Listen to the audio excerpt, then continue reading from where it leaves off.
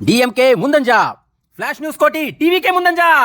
జోష్ లో ఫ్యాన్స్ 108 సీట్లతో టీవీకే ముందంజలో ఉంది. విజయ్ ఇంటికి భారీ సెక్యూరిటీ మోహరింపు.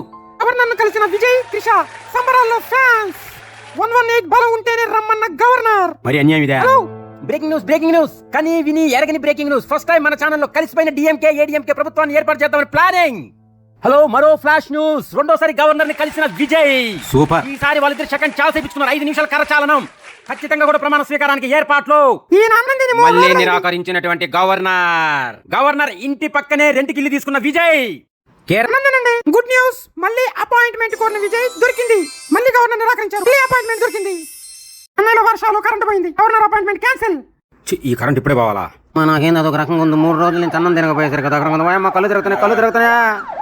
ఏమైంది నాకు? ఆ ఎలక్షన్ రిజల్ట్స్ చూస్తూ ఆ టెన్షన్ కి మీరు కింద పడిపోయారండి. మనకెందుకండి పక్క రాష్ట్రాల ఎన్నికల గురించి? పక్కింటి పుల్లకూరే కదా రుచి.